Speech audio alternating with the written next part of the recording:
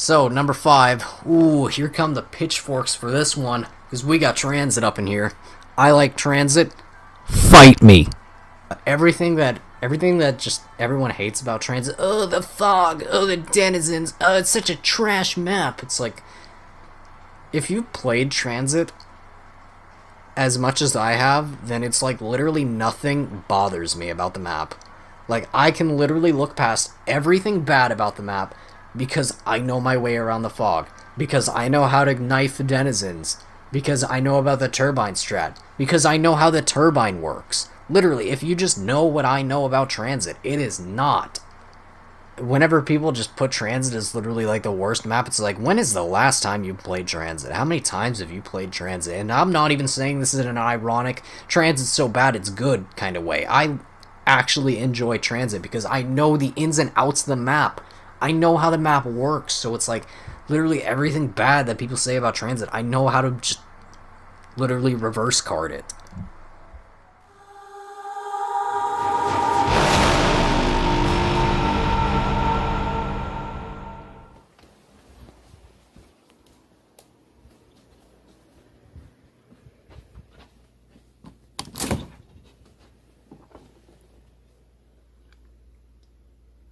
This video is going to require none of this, but it is going to require a lot, and I mean a lot, of data.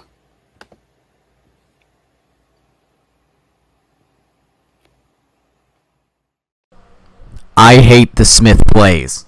It's official. I hate the Smith Plays. The Smith Plays is the worst person in the world. It goes without saying, if I were in a room with Marlton, Ultimus Takio, and Smith Plays, and I had a gun with 2 bullets, I would shoot Pat twice, because, you know, it really wouldn't matter with the other 2 anyways. They're stuck on a cycle, so it wouldn't make a difference, but whatever. Besides the point. Pat uploaded a video a while back titled The Deconstruction of Transit, his zombies retrospective for it, which sounds like it could be someone fairly looking at the map, attempting to break it down, but oh, make no mistake, this video is 23 minutes and 35 seconds of pure and unjust slander towards the map. It's just basically another zombies YouTuber who only scratched the surface of the map, only seeing the negatives, not really attempting to look deeper. Today I have a lot of data and a cause to fight for. I'm gonna systematically destroy Pat's reasoning for looking at Transit in such a negative light using facts, logic, and of course, the data! Before we get into absolutely annihilating Pat's logic on everything here, I want to go ahead and quickly give a shout out to all those who are fighting the good fight against all the slander that's being thrown towards Transit, and let you know that if you're somebody who actually likes Transit and is feeling oppressed by all these thick-skulled bandwagoners that have just been hating the map since 2012, there is a place full of other like-minded players in the form of our Discord server that we've had for a little while. So if you are a player who actually likes Transit and wants to stand up for the fight against people that just hate Transit, you can go ahead and join that server, find a whole bunch of other people that are also like-minded. You can find lots of interesting tidbits of information that a lot of us mainly me, but some others in the server have went ahead and researched when it comes to just small little things about the map, just a lot of the stuff that's going to end up being discussed in this video. If you've seen some of the streams that I've been doing, it's a lot of that, but yeah, that's basically that. But with that out of the way, let's go ahead and get into this. So, ladies and gentlemen, welcome back to Zombies Retrospective. Today, we're going to be breaking down the iconic map Transit, and also doing a rewrite of how this map could have been better. For the sake of this video, we're only going to be focusing on the parts of stuff that's actually on Transit now and not the what could have been, so let me just go ahead and get that out of the way right now, but let's go ahead and get into this. We've got a lot to cover though, so let's get into it. The most prominent feature of Transit is so obnoxious, so domineering, that it makes its presence known to you before you even spawn into the map. So wait, let me get this straight. So you want no audio cues whatsoever for when the bus is about to leave or arrive at anywhere? You just... okay then. The Transit bus is the map's standout feature. Transit is huge, with danger lurking in the fog, and the bus is intended to be your salvation.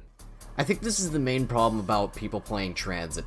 people always have this idea that the bus is supposed to be your salvation and stuff like that, but it's like, there's a point where you're really just sticking to the bus too much. Like, I think that's really the thing that a lot of people do. They want to just stick to the bus the entire game, and while it's fun to do, kind of what I'm doing in this gameplay here, with some bus survival and stuff like that at times, it's not really something that you want to do the entire game, you know, if that makes sense?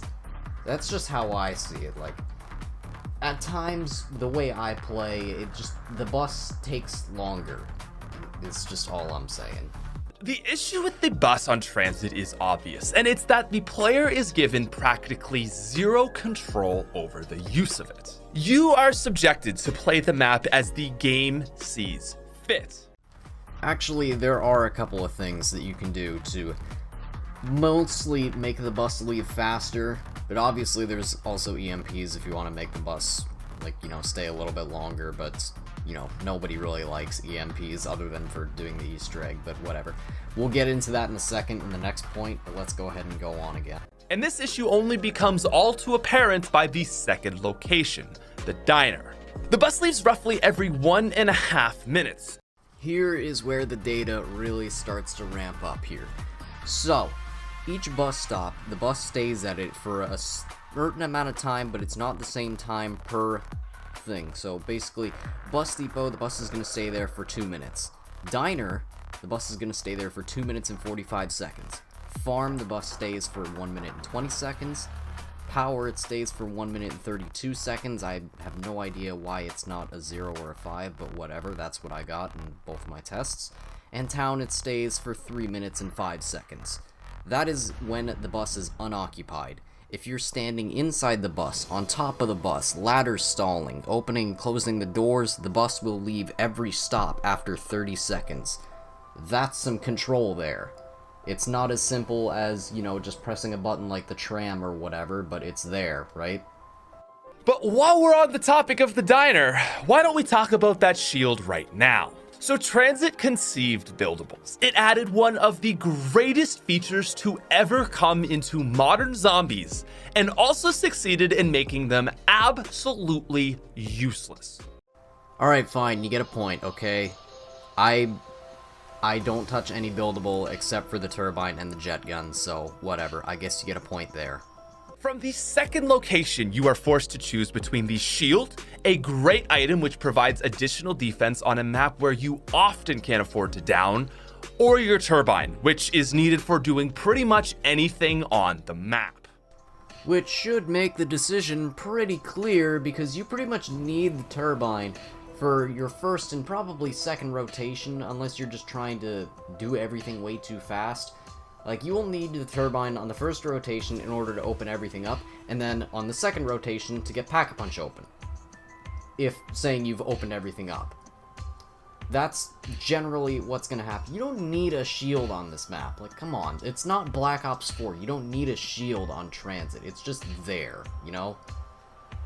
Because getting back to our green run path, the bus is about to leave and you're going to be taken to the farm. The farm has nothing. Well, in fairness, there is the fridge locker here where you can store a weapon from a past game, even interchangeably through Die Rise or Buried, and take it out in future ones. It's actually really cool, but unless you plan on taking out a gun, there is nothing else to do here. The buildable is useless, and Double Tap practically can't be bought unless you're a psycho and want to leave your turbine next to it. Yeah, out of all the locations, farm is pretty out of the way compared to everything else. You do have to, you know, make a run for it, basically, but, like, what is this talk about leaving a turbine next to, like, why? Why would you do that? Really? And, also, have you ever heard of, oh, I don't know, leaving a packed DSR in the fridge and having the long shot permaperk, you know? You ever heard of that? Yeah, permaperks. They're nice, aren't they? So anyway, with that place already forgotten, next up is power. Gee, another super exciting place that definitely is going to have use outside of this first visit. So it takes about 90 seconds to go through the power station, build the switch, turn on the power, finish the Avogadro cutscene, and make it back outside. Ironically, the bus leaves in just that amount of time, so there's about a 50-50 shot that that son of a bitch will leave you behind. Allow me to solve all of your problems in this one demonstration. Watch closely.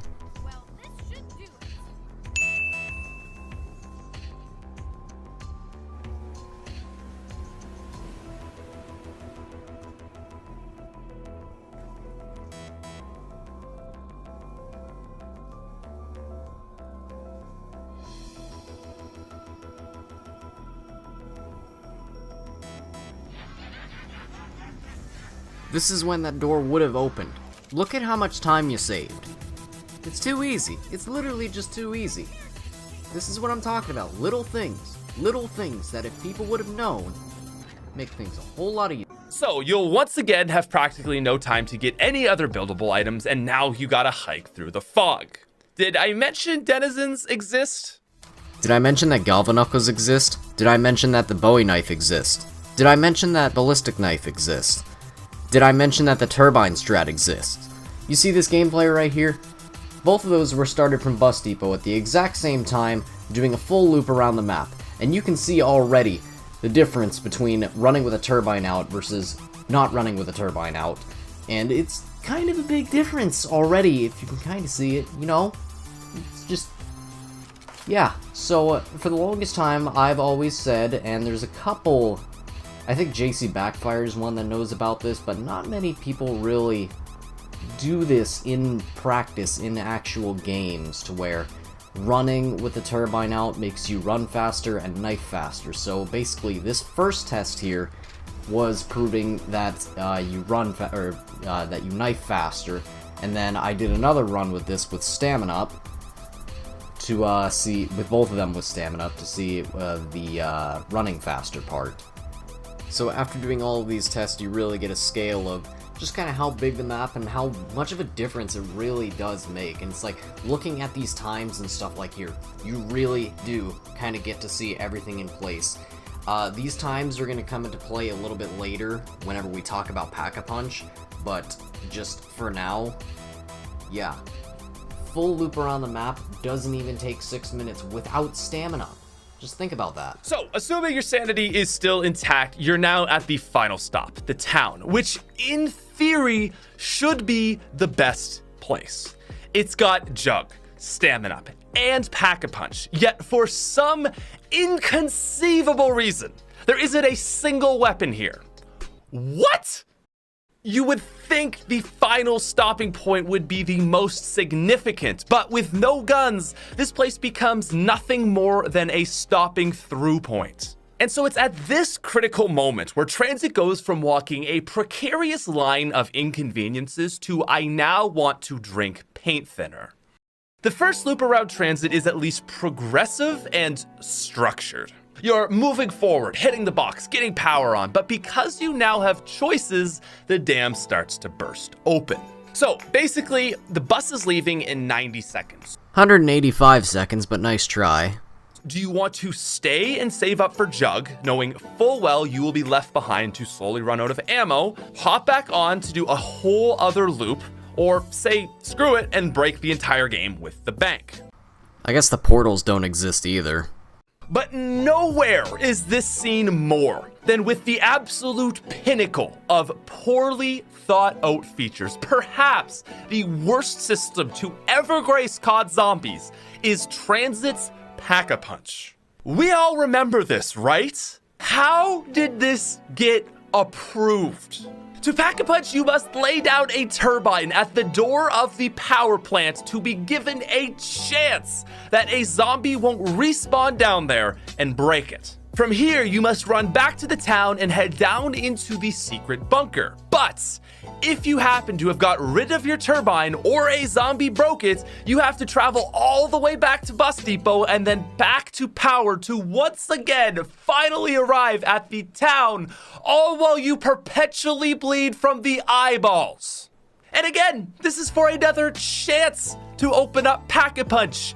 It's not guaranteed. It is the year 2020, and you, among with pretty much every other Zombies YouTuber that hates on Tranzit, does not understand this. You do realize that the turbine has an AoE. That means you can place it next to the 74U wall by, and it'll still be able to power that door. Right? Now, with that, you save all this time, not having to drop down, not having the zombies follow you down there, and all of that. You don't have to go through power, you don't have to do any of that, right? You just literally place the turbine right next to the 74U, go right ahead, you save so much time, so much hassle, boom, bada bing. You will never fail the Pack-a-Punch again. Pack-a-Punch takes 10 minutes! Yeah, remember these times from earlier that it took us, less than 6 minutes to run around the entire map, no stamina up? Yeah, about that, if it's taking you 10 minutes to Pack-a-Punch, then you're just doing it wrong or majorly exaggerating. But in order to really understand this, we need to take a deeper look at the Turbine. And a couple of things that I've found out about the Turbine that really isn't public knowledge, so let's go ahead and get into this. So, Turbine. It has 3 stages of health, basically. Where the fin is up, where the fin is to the side, and where the fin is down. That's its 3 stages of health. The Turbine will start to flicker after constant use, to where it'll just constantly turn off and turn back on. This is the main reason on why Pack-a-Punch seems to close so quickly. So, let me go ahead and do this once again. The Turbine can stay on the map for roughly 30 minutes. Like, if you just place it next to a perk, a fresh Turbine will stay on the map for 30 minutes. However, the Turbine's energy drains whenever you try to open the power doors. So, a power door is basically one of the doors to get one of the parts for the bus, or the one other door next to the power switch and the Pack-a-Punch door. On your first loop around the map, you're going to be opening all these power doors, so by the time you actually do get to power, or you want to try to Pack-a-Punch, the Turbine is not going to last as long. It's not going to last to the time that you get to town. That's why the Turbine always seems to break so quickly, is because you pretty much need to get a fresh turbine. You can't. You pretty much can't use that Turbine on the first loop around, or else you're just not going to get there most of the time. That's everyone's problem, is they just don't understand how the Turbine works. So, here I am doing all of the research, all of the data.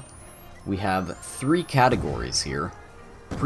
Turbine previously broken by zombie, previous destroyed by Semtex, previous placed in lava. Let me just go ahead and say, do not destroy your Turbine by placing it in lava. It is bugged, and it will not give you a fresh Turbine, so just completely avoid doing that. It will not give you a fresh Turbine. It's like glitched to where it'll give you a fresh Turbine, quote unquote, but it'll have the same health as whatever Turbine you just gave away in the whatever. It's dumb, but whatever. Previous destroyed by Semtex is generally stronger.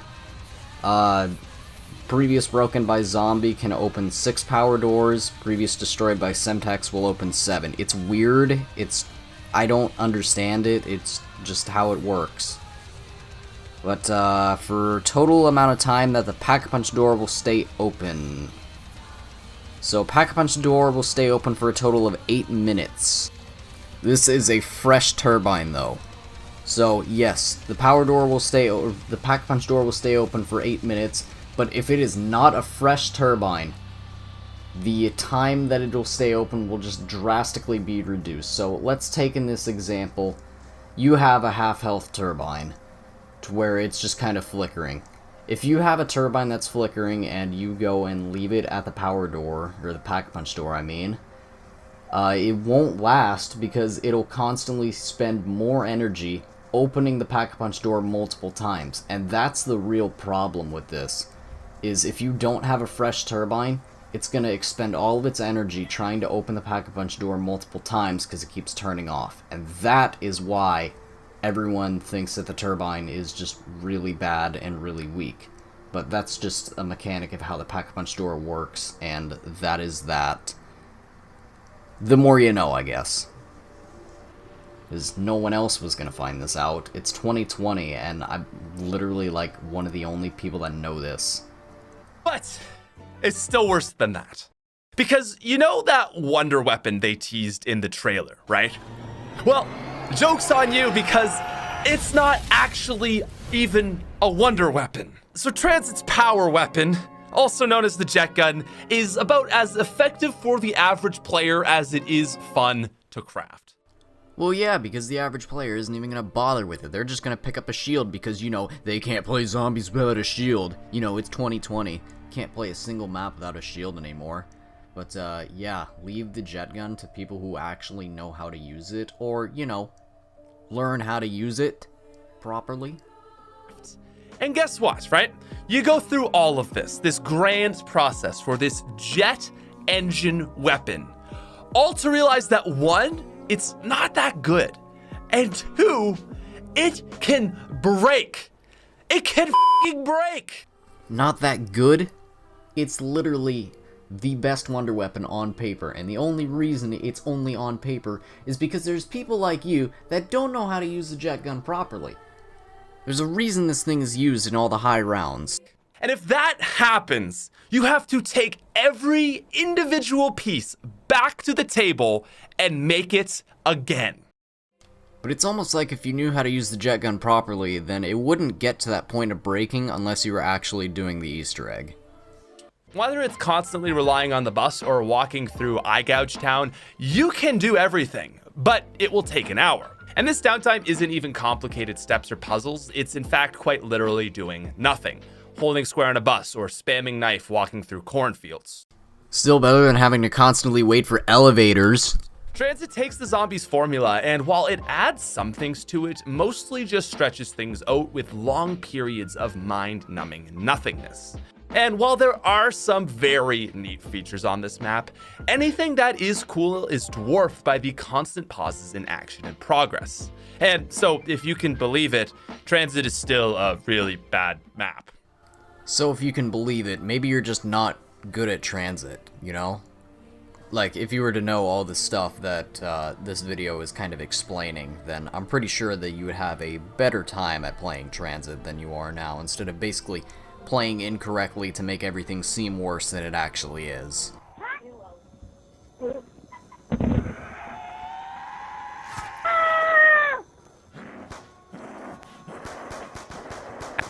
Now, as it is, I will also acknowledge that Tranzit isn't all bad. Playing with friends is random and chaotic, and after being used to an orderly Blundell sequence of maps, it can be nice to go back to something that doesn't actually have much structure. Nuketown exists as a small chaotic map, and Tranzit is its big version. It's a mess, but can actually be fun to play with friends every once in a while, and I would only call it F tier in solo. Maybe it's a little bit of some, you know, player error here on why you think the map is F tier in solo. So really, the only thing that's F tier in solo is your ability to play the map. So, you ever think of that? I don't know. It's not something I enjoy playing consistently, but it's an iconic map no matter how you spin it, and I am glad that it exists. It's where I both started my YouTube career and launched it after my original top 5 worst maps rant. I owe a lot to Tranzit. I can also relate to this, but for pretty much the exact opposite reason.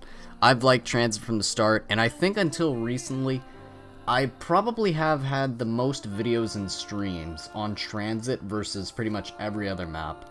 Like, I don't really know how I can kind of really, without physically going through all 1,000+ videos and stuff like that, I just tried to do a quick couple searches and stuff like that to see which videos had the most, or like map names and whatever. I tried looking through that on my channel, and it's like, until recently, Tranzit was pretty much the one that I've played the most, I've had the most videos and streams on, until Origins, really.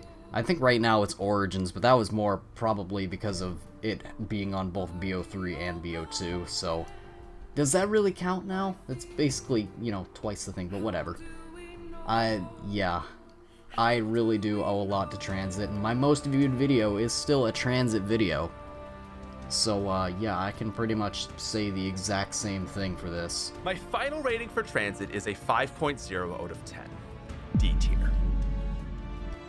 My final rating for Tranzit taking out all this blasphemy, would probably either be a high B tier or a low A tier. Come on, let's be real. Come on.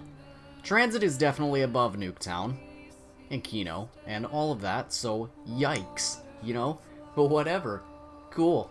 As you can see by our good meme scoreboard, I think I may have just mopped the floor with this, but yeah.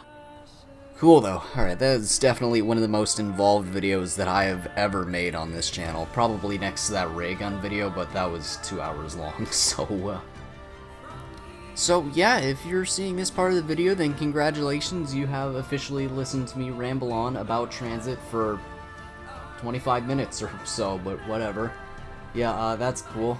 Thank you for, you know, taking time out of your day to watch this video and all.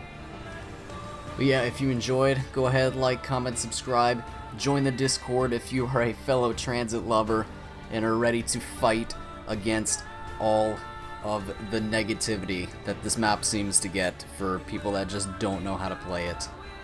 But if you made it to the end, thank you for listening to my rambling. Like, subscribe, join the Discord, do all that jazz, whatever you want. And that's going to be the end of this video. I will see you in probably my next stream, because I mainly stream on this channel and don't really upload that many videos anymore, but see ya. I am absolutely terrible at just scripting videos, and you can probably tell, but whatever, I wanted to do this.